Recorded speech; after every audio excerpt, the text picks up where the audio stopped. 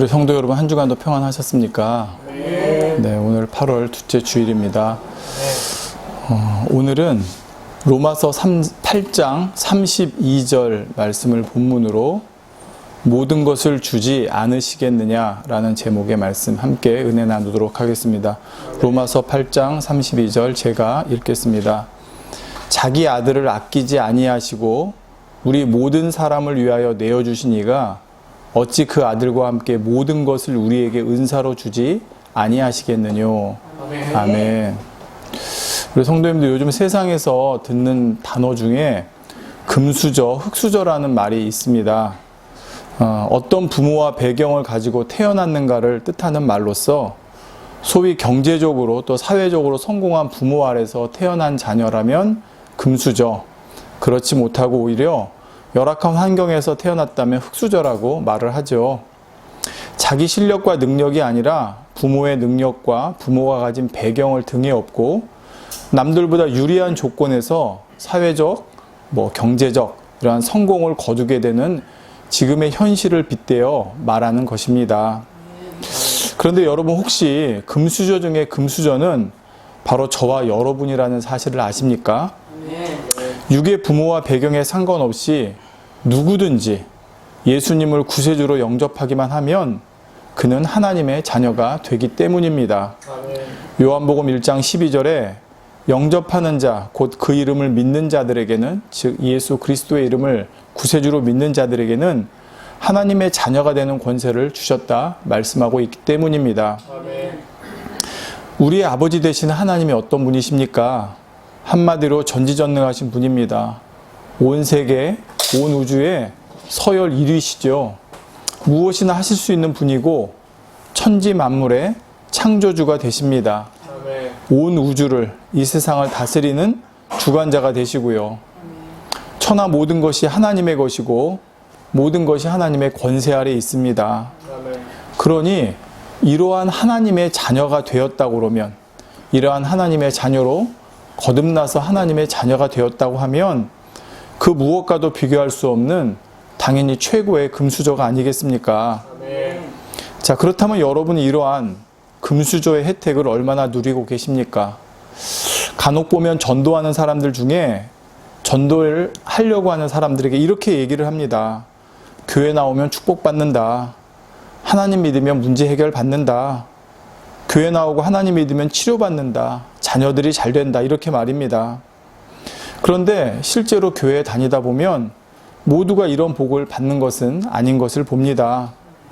그러다 보니 교회 다니고 또 하나님 믿으면 축복받고 문제 해결받고 치료받고 또 자녀도 잘 된다고 하더니 이게 뭐야 하고 하나님을 원망하거나 또 의심하면서 교회를 떠나는 사람들도 있습니다. 앞서 말씀드린 대로 교회를 나가서 하나님만 믿으면 이 세상 어떤 금수저보다도 더 큰 혜택을 누리며 원하는 것은 다 받을 것이라고 기대했는데 그게 그 기대처럼 되지 않았기 때문이죠.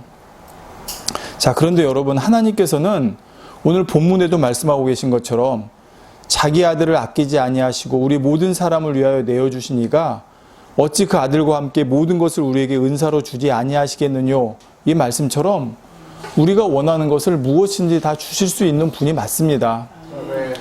아들까지도 십자가에 내어주실 정도로 우리를 사랑하신 아버지께서 우리에게 주시지 못할 것이 무엇이 있겠냐는 말이죠. 여러분도 자녀가 정말 사랑스러운 자녀고 사랑하는 자녀라고 그러면 다 주실 수 있지 않겠습니까? 하물며 하나님은 어떠시겠습니까? 자, 그런데 하나님께서는 이렇게 모든 것을 다 주실 수 있는 분이시지만 그렇게 하시지 않습니다. 좀 더 정확히 말하자면 하나님께서는 그렇게 하실 수가 없습니다. 자, 이게 무슨 말일까요? 하나님은 너무나 크신 사랑을 가지고 계신 하나님이시지만 동시에 공의라고 하는 속성을 가지고 계시기 때문입니다. 세상에서는 사랑하기 때문에 내 자식은, 내 가족은, 나랑 가까운 사람은 더 잘 봐주고 더 잘해주고 잘못이 있어도 덮어주고 더 유익된 조건을 해줄 수 있을지 몰라도 하나님은 그렇게 하실 수가 없다는 말입니다. 성도 여러분, 하나님께서는 이 세상의 사랑과는 비교할 수 없는 만큼 큰 사랑을 가지고 계시고 자녀된 저와 여러분을 사랑하십니다. 아멘. 하지만 이러한 하나님께는 공의의 속성이 있기 때문에 하나님께서는 어떤 일을 하실 때 반드시 사랑과 공의라고 하는 이 두 가지 속성의 어느 곳에도 거스리지 않으신다는 사실을 알아야 합니다. 아멘. 그러므로 사랑과 공의는 서로 뗄래야 뗄 수 없는 관계에 있지만 하나님께서는 그 두 가지를 적절히 어느 곳에도 치우치지 않도록 균형을 맞춰서 자녀된 우리에게도 역사하신다는 사실이죠. 아멘.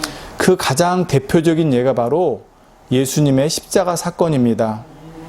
로마서 5장 8절에 보면 우리가 아직 죄인 되었을 때 그리스도께서 우리를 위하여 죽으심으로 하나님께서 우리에 대한 자기의 사랑을 확증하셨느니라 했습니다. 아멘. 우리가 뭘 잘해서 하나님께서 우리를 사랑하신 것이 아니라 우리가 아직 죄인 되었을 때, 또 로마서 5장 10절에 보면 우리가 하나님의 원수 되었을 때 독생자 아들까지 죽음에 내어주시면서까지 우리를 하나님의 자녀로 삼아주신 하나님의 크신 사랑을 말씀하고 있는 것입니다. 아멘. 그것을 통해서 우리에 대한 사랑을 확증하셨다 말씀하고 있죠. 여러분, 자기의 독생한 아들까지 내어주면서 증명된 사랑, 그 사랑이 정말 얼마나 크다는 거, 여러분 자녀를 키워보시고 정말 이 땅의 삶을 겪어보신 분이라면 누구나 다 깨달을 수 있을 것이라 생각합니다.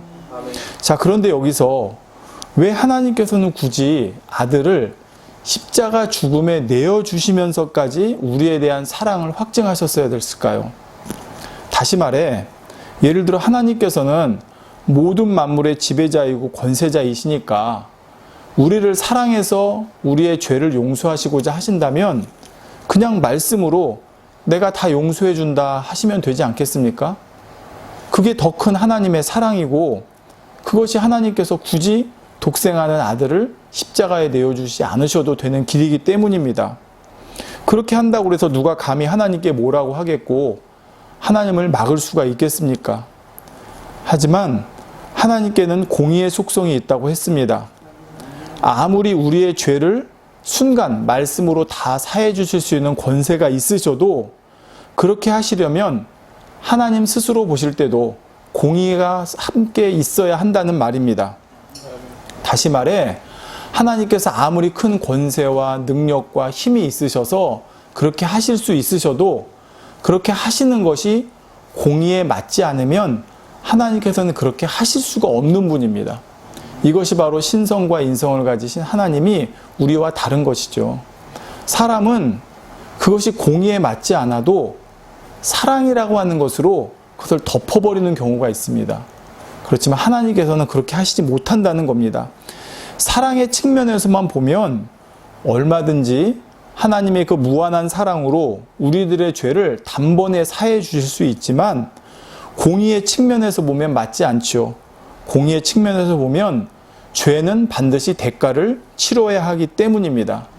그러므로 그 대가를 치르지 않고 무조건 용서하는 것은 공의에 부합되지 않지요. 그래서 하나님께서는 우리의 죄를 용서해 주시되 우리의 죄의 대가를 치를 수 있는 방법을 찾으셨습니다. 그것이 바로 독생자 아들에게 우리가 져야 될 모든 죄의 짐을 대신 지워 죽게 하시는 것이었죠. 이렇게 하심으로써 죄의 값을 치러야 한다고 하는 공의에도 어긋나지 않으면서 우리의 모든 죄를 사하시고자 하는 하나님의 무한한 사랑을 그 안에 담아서 역사해 주셨던 것입니다. 아멘. 자, 그런데 바로 이러한 하나님의 사랑과 공의가 우리를 구원하실 때만 적용되는 것이 아니라 우리가 하나님의 자녀가 된 이후에도 동일하게 적용된다는 사실을 저와 여러분이 알아야 됩니다. 우리가 흔히 하나님은 사랑의 하나님이셔 라고 고백을 합니다. 맞습니다. 그렇기 때문에 하나님께서 그 사랑으로 우리들에게 베풀어 주시는 놀라운 은혜들이 있습니다. 그런데 그 이면에는 공짜가 아니라 반드시 하나님 편에서 그러한 사랑과 긍휼과 은혜를 베풀어 주시기 위해서 어딘가에는 공의가 성립되었다는 사실을 알아야 된다는 것입니다. 여러분, 하나님 믿는 가정에서 자녀가 잘 될 수 있습니다. 자, 그런데 무조건 하나님 믿는다고 잘 되는 것이 아니라 그 안에서 부모가 그 자녀를 위해 기도하고 금식하며 또 공의를 쌓아줬을 때, 거기에 대한 값이 치러졌을 때 하나님께서 자녀가 잘 되는 축복을 내리워 주실 수가 있다는 말입니다. 교회 나간다고 하나님이 사랑이시라고 무조건 잘 되게 해주신 것이 아니라는 말입니다. 아니 그냥 잘 되게 해주시면 안 될까? 아니 그러면 내가 전도하기도 좋잖아. 교회 나갔더니 이렇게 우리 자식이 축복받았어요. 우리 집안이 이렇게 축복받았어요. 그러면 전도도 더 잘 될 것 같고 더 많은 사람들에게 담대히 전할 수 있을 것 같죠. 자, 그렇지만 하나님은 공의가 있으신 하나님이기 때문에 무조건 그렇게 해주실 수가 없다는 말입니다. 자, 지금부터 그러한 사례를 몇 가지 살펴보겠습니다. 성도 여러분, 부모 입장에서는 자녀가 잘 되고 성공하는 것이 어찌 보면 가장 큰 기쁨일 것입니다. 그런데 하나님 편에서도 그러하십니다. 그렇지만 하나님 편에서 생각하시는 자녀가 잘 되고 성공하는 것은 사람이 생각하는 것과는 다르다는 것입니다. 이 세상에서 정말 사회적으로 성공하고 이름을 날리고 사람들의 칭찬과 존경을 받는 것, 그것은 이 세상 기준으로 볼 때 잘 되고 성공하는 것이겠지만 하나님께서 생각하시는 하나님의 자녀들이 잘 되고 성공하는 것은 영적인 것입니다. 그리고 그것은 바로 주님을 닮는 것이죠. 우리가 지난 몇 시간을 통해 살펴보았지만 하나님께서 이 땅에 인간을 창조하시고 지금까지 이어오신 목적은 단순히 주님 믿고 구원받는 그런 자녀를 원하시는 것이 아니라고 말씀을 드렸습니다. 예수님과 함께 십자가에 못 박혔다가 겨우 구원만 받은 우편 강도와 같이 단지 그런 수준에서 구원받는 자녀를 원하시려고 독생자 아들까지 내어주시면서 우리 죄를 사해 주시고 자녀 삼아 주신 것은 아니라는 말입니다. 전에도 여러 차례 말씀드렸지만 하나님께서는 주님을 똑 닮은 자녀들을 원하셨습니다. 따라서 구원받은 우리가 이 땅에 살아가는 동안 이루어야 될 것은, 목표와 목적은 열심히 주님을 닮는 것이죠. 그랬을 때 그 결과로 하나님께서는 하늘나라에서 우리가 상상할 수 없는 영광과 존귀와 축복과 상급을 예비해 두고 계시다는 사실을 저와 여러분이 꼭 깨달았으면 좋겠습니다. 세상에서도 부모가 왜 자녀에게 공부 열심히 해서 좋은 대학에 가라고 다그칩니까? 이유는 간단합니다. 좋은 대학에 들어가야 그 이후의 삶이 보장된다고 생각하기 때문이죠. 물론 세상에서 좋은 대학에 간다고 무조건 다 그 이후의 삶이 보장되는 것은 아닙니다. 하지만 그렇게 될 확률이 높기 때문에 사람들은 시간과 물질과 정성과 노력과 힘을 쏟아서 어찌하든 좋은 대학에 들어가려고 투자를 하는 것입니다. 그런데 신앙적으로는 이 땅에서 주님 닮는 것이 최고의 가치 있는 일이고 장차 하늘나라에서 가장 영광스러운 삶을 살 수 있는 길입니다. 그래서 하나님께서는 우리가 잠시 잠깐 살아가는 이 땅의 삶 동안에 잘 먹고 잘 사는 자녀로 삼아주시는 것이 아니라, 잘 먹고 잘 사는 자녀로 삼아주실 수 있지만 그렇게 해주시는 것을 목적으로 하는 것이 아니라 영원히 살게 될 천국에서 진짜 영광스럽게 살아갈 수 있도록 그 자격을 만들어주고 싶어 하십니다. 그 자격이 바로 무엇이라고요? 주님을 닮는 것이죠. 그것이 진짜 축복이고 영원한 것임을 아버지 하나님께서는 너무나 잘 아시기 때문입니다.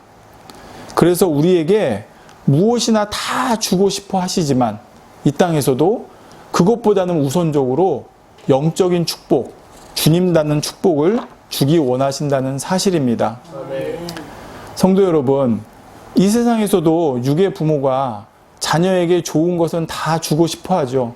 본인이 경험해 봤을 때, 본인이 살아봤을 때 이렇게 하는 것이 좋은 것이다 라고 생각하면 어떻게든 자녀에게 그 길을 가게 해주려고 하고 그 길을 가도록 도와주려고 합니다. 하나님도 마찬가지라는 것이죠. 그런데요, 이 땅에서도 아버지가 회사의 회장이라고 해서 자녀에게 무조건 회사를 물려주는 것이 아니라 회사를 물려받을 자격과 능력을 갖추도록 충분히 훈련시키고 단련시킨 후에야 비로소 회사를 자녀에게 물려주는 경우들을 보게 됩니다. 그것이 진짜 자녀를 위한 것임을 알고 그것이 사랑이기 때문이죠. 하나님께서도 우리들에게 이와 마찬가지이십니다. 하나님께서 우리에게 장차 천국에서 아무리 좋은 곳으로, 영광스러운 곳으로, 우리는 사실 몰라요. 천국에 가보지 않았기 때문에. 근데 하나님은 천국에 사시고 계시기 때문에 거기서 장차 우리가 누리게 될 축복과 영광이 어떤 것임을 너무나 잘 아십니다. 그래서 그거를 주기 원하시는 거예요. 그런데 하나님이 우리를 사랑하신다고 해서 그것을 무조건 주실 수 있는 것이 아니라 앞서 말씀드린 대로 공의에 맞아야 주실 수가 있다는 사실입니다. 천국에서 영광스러운 자리에 영광스러운 대접을 받을 자격이 없는데도 내 자녀니까 라고 하고 무조건 주실 수는 없다는 것이죠. 물론 하나님의 자녀이기 때문에 장차 천국에 가면 기본적으로 누리게 되는 영광과 축복은 있습니다. 그런데 하나님께서는 그것이 아니라 더 좋은 천국의 영광과 그 상급과 그 모든 존귀함을 누리도록 해주고 싶은 것이죠. 그래서 하나님께서는 이 땅에 우리가 살아가는 동안 우리들이 그러한 자격을 갖출 수 있도록 우리들을 이끄시는 것입니다. 그래서 하나님께서는 자녀들을 연단하십니다.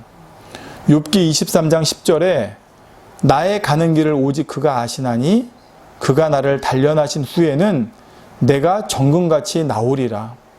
여기서 정금같이 나오게 하신 이유가 무엇입니까? 바로 정금같이 나와서 그 정금같이 나온 사람이 누리게 될 천국의 영광과 존귀를 누리게 해주시려는 것이죠. 따라서 우리가 주님을 믿고 난 후에 막상 현실의 삶 가운데서 불통이 찾아오고 이런저런 어려움과 문제와 시험들이 찾아온다면 그것은 바로 나를 존귀케 영광스럽게 해주시기 위해서 이 땅에 나를 연단하시는 과정이구나 하는 것을 깨달으면 됩니다. 아멘. 다시 말씀드릴게요. 교회 나오면 축복받고 문제 해결받고 잘되고 맞습니다.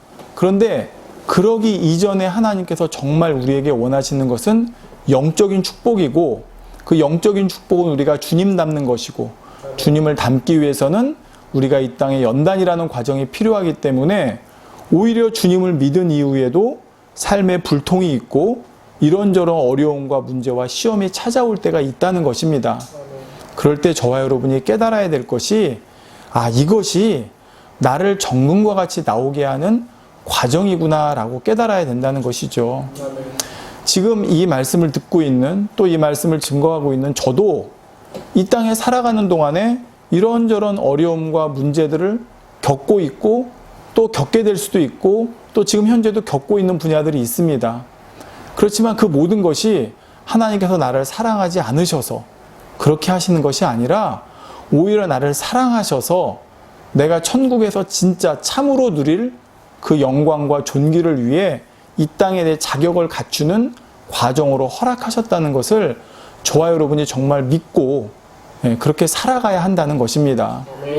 이 땅에 겪는 모든 것들을 겪을 때 절대 우리가 잊어서는 안 된다는 것은 이것이 바로 하나님의 나를 사랑하시기 때문이라고 하는 그것은 잊으면 안 됩니다.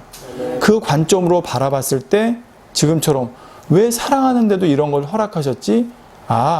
나를 더 온전한 축복 가운데 이르게 하기 위한 것이구나 라고 깨달아지는 것이죠. 근데 하나님에 대한 사랑을 의심하기 시작하면 하나님이 나 사랑하지 않으시나? 하나님이 나 버리셨나? 하나님이 나 미워하셨나?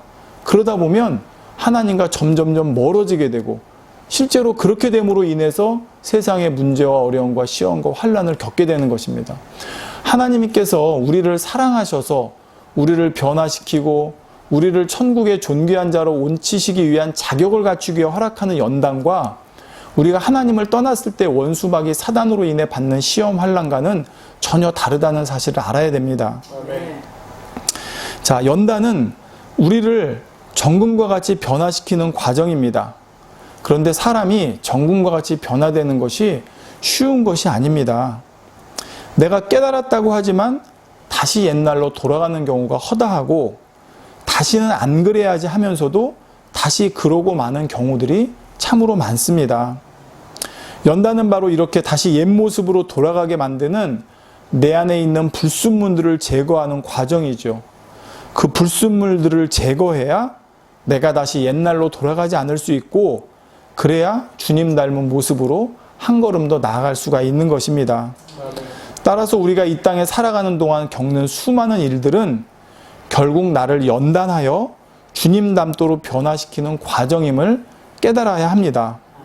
장차 천국에 갔을 때 내가 이 땅에서 신앙생활 잘했다 하는 것은 이 땅에서 주님 믿고 잘 먹고 잘 살고 세상적인 성공을 거둔 것을 가지고 신앙생활 잘했다고 하는 것이 아니라, 얼마나 주어진 연단을 잘 통과해서 정금과 같이 나와 주님 닮을 모습을 이루었는가가 바로 신앙생활을 잘했는가 못했는가에 대한 진짜 평가라는 사실입니다. 자, 성도 여러분, 우리가 이 땅에 살아가면서 어떤 죄를 지었을 때 그것을 용서해 주시는 것도 하나님의 사랑과 공의가 함께 역사되어야 가능합니다. 예수님께서 십자가에 달려 죽으심으로 우리의 모든 죄는 해결되었습니다.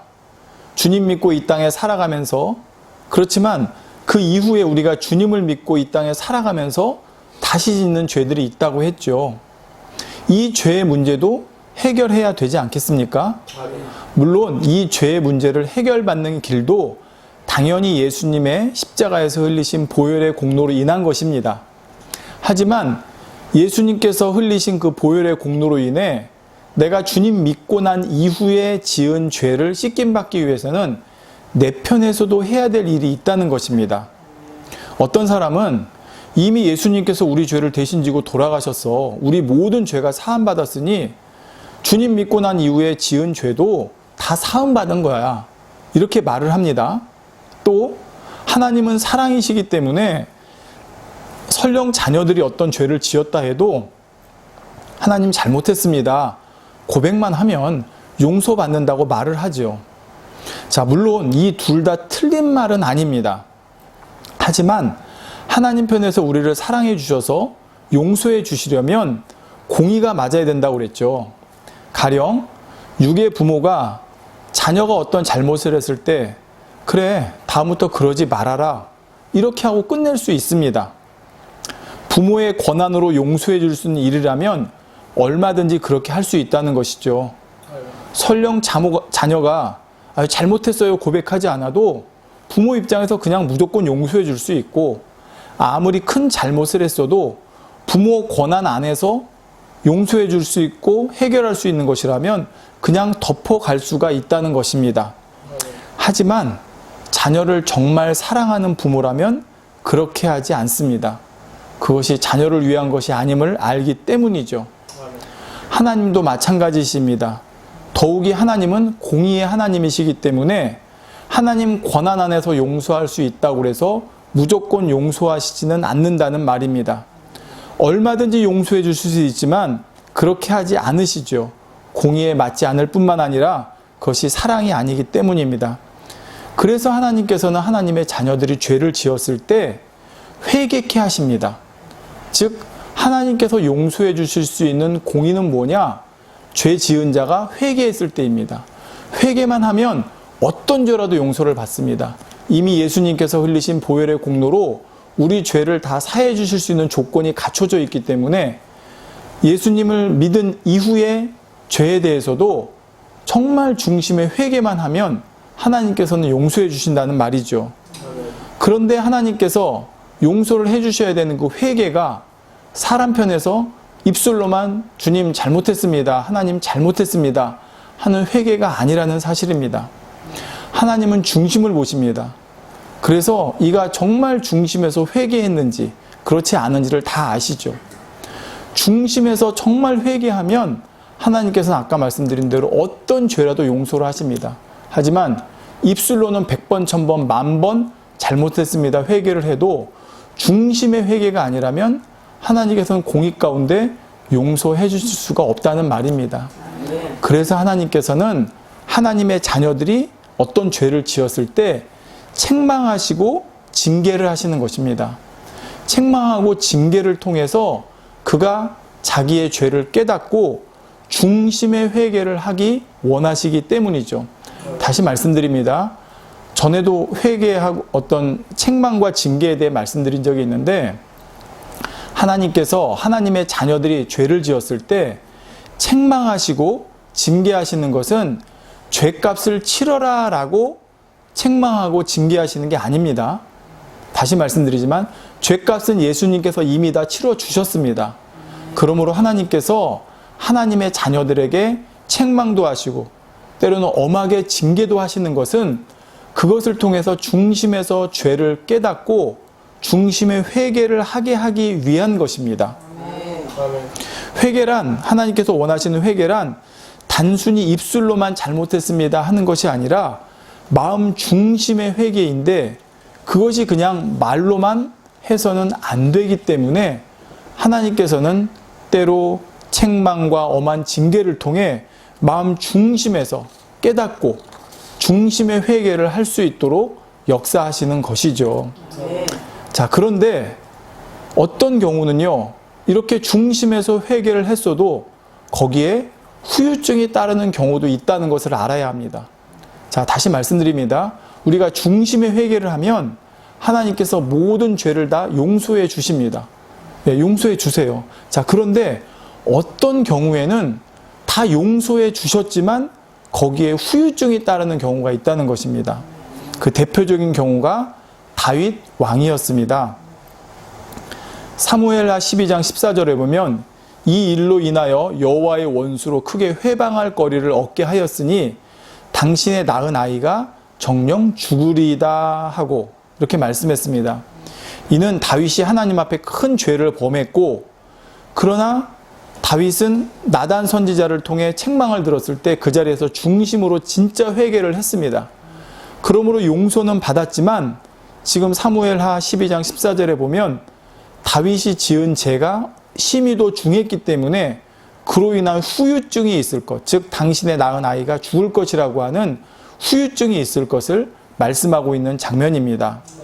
성도 여러분, 우리가 하나님 앞에 중심에서 회개하고 돌이킨 죄는 동이 서에서 먼과 같이 너희 죄가 붉을지라도 양털과 같이 희어진다고 말씀하신 것 같이 예수님께서 우리를 위해 흘리신 보혈의 공로로 말미암아 완전히 해결을 받습니다. 자, 그런데 어떤 경우, 그 죄가 심히 중한 경우일 수도 있고요. 또 특히 하나님께서 정말 사랑하시는 자녀일 경우에는 하나님께서 죄는 용서하셨지만 그 죄에 대한 보응의 후유증이 따르는 경우가 있습니다. 사단이 그것을 가지고 하나님 앞에 송사를 하죠. 자, 우리가 죄를 지었을 때 하나님께서 용서해 주시면 사단은 거기에 대한 송사를 합니다. 하나님, 저가 저런 죄를 지었는데 하나님께서 그냥 용서해 주시면 됩니까? 그건 맞지 않습니다 라고 송사를 하죠. 그럴 때 우리 예수님께서 등장하십니다. 아버지, 저는 내 보혈로, 내가 흘린 피로 말미암아 죄사함을 이미 받은 자입니다. 그런데 그가 내 이름으로 지금 자기의 지은 죄를 회개하고 있습니다. 저 회개는 중심의 회개입니다. 그러므로 저는 제가 흘린 이 보혈, 즉 십자가에 흘려진 보혈로 인해 이미 죄사함을 받았기 때문에 저의 죄는 사함을 받아야 합니다 라고 말씀을 하시는 것입니다. 그럴 때 하나님께서 그 죄를 용서해 주시는 것이죠. 그런데 앞서 말씀드린 것처럼 그 죄가 심히도 중할 때, 또는 하나님께서 정말 사랑하시는 자녀였는데 죄를 지었을 때는 하나님께서 죄는 용서하시지만 그 위에 있는 사단의 송사를 받아들여 주실 때가 있습니다. 다시 말씀드립니다. 죄사함과는 별개로 죄에 대한 보응을, 사단의 송사를 받아서 허락하실 때가 있다는 것입니다. 그렇지만 이것은 너 죄 지었으니까 그 대가를 치러 라고 허락하시는 것이 아닙니다. 여러분, 이걸 꼭 명심하셔야 돼요. 죄에 대한 대가는 예수님께서 다 치러주셨어요. 그러면 하나님께서 왜 그 죄에 대한 보응을, 마치 대가를 치르는 것처럼 왜 그 보응을 허락하실까요? 그것은 그가 지은 죄가 얼마나 큰 죄인지를 뼈에 깊이 새기고 명심해서 다시는 그러한 죄에 빠지지 않도록 하시려는 하나님의 섭리이고 사랑입니다. 이것을 이해하지 못하면 하나님의 자녀가 죄를 지었을 때 용서받았지만 거기에 대한 죄값을 치르는구나 라고 생각할 수 있어요. 그렇지만 그것은 죄값을 치르는 것이 아니라 후유증이라고 제가 표현은 했지만, 후유증이라고, 다 낫고 나서도 거기에 대한 후유증이 올 때가 있죠, 여러분. 예를 들어 그런 분들 있잖아요. 뼈가 이렇게 부러졌어요. 그런 분들이 다 나았어요. 그런데 이렇게 비가 오려고 하면 아이고 쑤신다라고 후유증이라고 그러죠. 이제 후유증이라고. 다 나았지만 후유증이라고 표현한 이유가 그겁니다. 하나님께서도 그러십니다.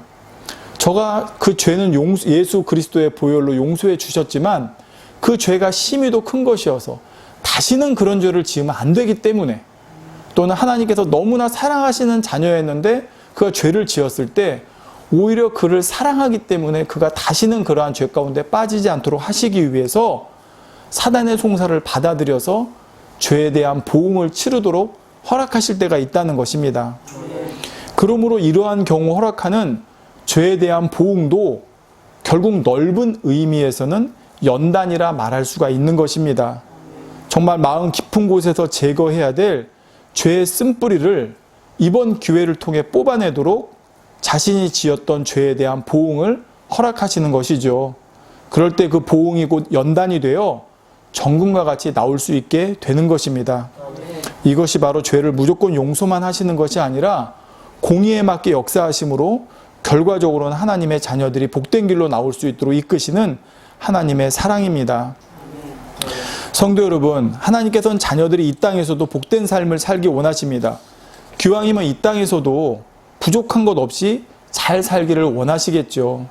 자, 그런데 하나님께서 그렇게 허락하시지 않는 큰 이유가 있습니다. 하나님의 자녀라고 해서 무조건 세상적인 성공도 이루고 물질의 축복도 받고 모든 것이 잘 되는 형통한 축복을 받게 해주실 수 있지만 꼭 그렇게 해주시지 않는 이유가 아까 말씀드린 대로 공의에 맞아야 해주실 수가 있기 때문이죠. 그 이유는 뭐냐? 공의에 맞지 않았을 때 그렇게 허락해 주시면 그것이 신앙생활에 오히려 방해가 되고 장애가 되고 걸림돌이 되기 때문입니다. 한 가지 예를 들어 아직 물질의 축복을 받을 만한 자격을 갖추지 않았는데, 여기서 말하는 자격은 영적인 자격입니다. 그런 사람에게 물질의 축복을 주면 그 사람은 반드시 그 물질을 잘못된 곳에 쓰게 됩니다. 그러면 그것으로 인해 오히려 신앙생활에 지장을 받게 되고 하나님과 멀어지게 되죠. 하나님께서 그걸 아시는데 어떻게 무조건 물질의 축복을 주실 수가 있겠습니까? 그래서 자격을 갖춘 후에 하나님께서 물질의 축복도 주시는 거예요. 대신 하나님께서는 하나님의 자녀들에게 먹을 거, 마실 거, 입을 거는 걱정하지 말라고 했습니다. 그러니까 하나님의 자녀들은 기본적인 것은 하나님께서 책임져 주시는 거예요. 근데 거기에 대해서 넘치는 부분에 대한 것은 하나님의 자녀니까 무조건 주는 것이 아니라 자격을 갖추었을 때 준다는 것입니다. 물론 하나님의 자녀들이 남들보다 좋은 집, 좋은 차, 좋은 옷 가져도 됩니다. 그런데 그것으로 인해서 혹시 신앙에 부정적인 영향을 받게 된다면 그러한 축복을 받지 않는 것이 낫다는 것이죠. 성도님들, 사람은 기본적으로 간사한 마음이 있습니다. 신앙생활 할 때도 배부르고 등 따시면 그만큼 간절함이 사라지기가 쉽습니다. 세상적으로 성공하고 부와 명예와 권세가 주어지면 예전처럼 하나님만 의지하고 하나님께 모든 것을 맡기기보다는 인맥과 힘과 권력에 의지하려는 마음이 생기기 쉽다는 것이죠. 그러므로 내가 세상적인 성공, 부와 명예와 권력을 가졌을 때 여전히 하나님만을 최우선으로 의지하고 믿고 사랑하는 신앙이 되지 못한다면 차라리 세상적인 성공을 누리지 않는 것이 더 낫다는 것을 알아야 합니다. 물론 여러분, 이러기 쉽지가 않습니다. 여러분, 100억이라는 돈이 있고 하나님을 택하라고 할 때 많은 사람들, 주님을 믿는 사람들이 100이면 거의 다 100, 나는 당연히 하나님이에요 라고 선택하겠죠. 근데 현실의 삶 속에서 하나님을, 당장 눈에 보이는 하나님을 선택하는 게 아니라 하나님의 말씀, 하나님의 뜻을 선택하는 것과 100억이 있다고 그러면 어쩌면 많은 사람들이 100억을 선택하는 상황이 생길 수도 있습니다. 한 번쯤이야 하나님 말씀을, 한 번쯤이야 하나님의 뜻을 하고 말입니다. 자, 그러나 그런 마음이 내 안에 있다고 그러면 정말 100억을 선택하는 것이 나에게 축복이 아니라 하나님과 멀어지는 것이고, 오히려 그걸 통해 사단이 나를 송사해서 내가 오히려 신앙적으로 더 후퇴될 수 있는, 그렇다는 것을 저와 여러분이 꼭 깨달아야 된다는 사실을 알았으면 좋겠습니다. 만물의 주관자요 주인이신 하나님께서 이 세상에 있는 것들 중에 우리에게 주시고자 하면 주시지 못할 것이 무엇이 있겠습니까? 그럼에도 그렇게 하시지 않는 이유는, 지금 당장 여러분이 너무 이것이 필요하고 이것이 어렵고 이것이 해결돼야 되는데도 하나님께서 그렇게 하시지 않는다고 그러면 거기에는 반드시 이유가 있겠지라고 저와 여러분이 기도하며 깨달아 봐야 한다는 것입니다. 준비되지 않은 그릇에 하나님께서 부어주시면 깨져버릴 수가 있습니다. 그러므로 하나님께서는 우리에게 세상적인 복을 주시고자 할 때도 준비된 그릇을 보신다는 사실입니다. 물질을 받은 이후에, 어떤 축복을 받은 이후에 변질되어 버리는 경우가 있는 것을 우리는 많은 경우에 보게 됩니다. 그러니까 많다고 하는 것이 여러분, 뭐 대다수라는 것은 아니지만 정말 그러면 안 되는데 했던 분들이 축복을 받은 이후에 변질되어 버리는 경우들이 얼마든지 있을 수 있다는 것이죠. 사단의 유혹에 넘어가 버리는 것입니다. 그러면 모든 것을 아시는 하나님께서 왜 주실까요? 아직 그릇이 준비 안 됐으니까 하고 안 주셔도 되는데 왜 주실까요? 이것 또한 하나님의 섭리입니다. 하나님께서는 그가 물질의 축복을 받은 이후에 변질될 것까지도 아시지만 주시는 경우도 있습니다. 바로 그것을 통해서 자신의 모습을 깨닫게 하시려는 것이죠. 자, 쉽게 말해 이런 것입니다. 잠언 27장 21절에 도가니로 은을, 풀무로 금을, 칭찬으로 사람을 실현하시느니라 말씀했습니다. 자, 이 말씀이 뭐냐면, 여러분, 어떤 사람은 너무 칭찬받고 싶어요. 인정받고 싶어요. 근데 칭찬을 안 해주고 인정을 안 해줘요. 그럼 그게 연단이에요. 나는 잘하는 것 같고, 나는 칭찬받을 만한 것 같고, 나는 능력 있는 것 같은데 주변으로부터 칭찬을 못 받고 주변으로부터 인정을 못 받아요. 그럼 이 사람은 조바조바하고 안달이 나는 것이죠. 자, 그럴 때 왜 내가 칭찬받지 못하고 인정받지 못할까? 하나님께 기도해 보면 내 마음이 깨달아지는 거예요. 아, 내가 나를 들려는 마음이 있고, 내가 높아지는 마음이 있고, 칭찬받으려는 마음이 있고, 교만의 마음이 있구나. 이런 마음이 있어서 하나님께서 주변의 환경을 통해 아직 내가 칭찬받고 인정받도록 허락하지 않으셨구나라고 깨달아요. 그러면 하나님께서 그때는 그 사람이 칭찬받고 인정받을 수 있도록 허락하시는 거예요. 근데 반대의 경우도 있어요. 어떤 사람은 아직 그만한 준비가 안 됐는데 칭찬받고 인정받게 허락하시는 경우가 있습니다. 그러면 그 사람은 준비가 안 된 상태에서 칭찬받고 인정을 받았으니까 어떻게 되겠어요? 높아지는 거예요. 교만해지는 거예요. 나는 칭찬받고 인정받을 자격이 되나 보다라고 스스로 착각하면서 말입니다. 그리고는 내가 섰다 하기 때문에 넘어지는 것이죠. 그렇게 넘어졌을 때 비로소 이 사람은 깨닫습니다. 아, 내가 칭찬받고 인정받을 만한 자격이 안 됐던 사람이구나. 그런데 하나님께서 나를 긍휼을 받아주시고 바라봐주시고 은혜로 나에게 주셨던 것인데 내가 그것도 모르고 교만해졌었구나, 높아졌었구나, 잘난 체 했었구나 하고 그 사람은 그때 또 깨지는 겁니다. 자, 이렇게 하나님께서 칭찬으로 사람을 실현하시니라, 즉 연단하시니라, 이 말씀도 어떤 사람에게는 칭찬을 줘서 연단하시는 사람도 있고 어떤 사람에게는 칭찬을 안 줘서 연단하시는 사람도 있는 것입니다. 각각 그 사람의 성향과 그 사람의 마음에 따라 또 믿음에 따라 이렇게 하나님께서 연단하시는 방법이 다르다는 것이죠. 하지만 그 목적은 결국 우리를 사랑하셔서 우리로 하여금 변화되어 주님 닮은 하나님의 자녀가 되게 하시기 위한 것입니다. 성도 여러분, 우리는 하나님 앞에 기도하고 간구할 때 당연히 내 기도가, 내 간구가 응답되기를 원할 것입니다. 그리고 그렇게 내가 기도한 대로 간구한 대로 되었을 때 우리는 응답받았다 생각하게 되죠. 그런데 여러분, 기도의 응답은 내가 기도하고 간구하는 대로만 되는 것이 아닙니다. 다시 말해, 기도의 응답은 내가 원하고 내가 기도했다고 이루어지는 것이 기도의 응답이 아니라 기도의 응답은 내가 그걸 통해 하나님의 뜻을 알게 되고 하나님의 뜻대로 순종하게 가게 되는 것이 기도의 응답입니다. 내가 바라고 원하는 대로 기도하고 간구하는 것이 이루어지는 것이 응답이고 축복이 아니라 하나님께서 원하시는 것이 무엇인지를 깨닫고 순종해 나갈 수 있게 되는 것이 기도의 응답이고 축복이라는 것이죠. 이 관점에서 보면 저와 여러분이 기도하고 간구하는 것이 어떻게 응답되어지는지에 대해서 많은 것이 깨달아지게 됩니다. 아까 말씀드린 것처럼 내가 물질이 어려웠을 때 하나님, 내가 정말 너무 물질이 어렵습니다. 이 물질의 어려움을 벗어날 수 있도록 하나님 저에게 축복 주세요. 그랬을 때 축복이 와야 기도의 응답이 아니라 그렇게 기도했는데 여전히 응답이 안 와요. 그럴 때 내가 기도하면서 아, 내 마음에 욕심이 있었구나. 이 욕심 때문에 내가 축복을 못 받았구나.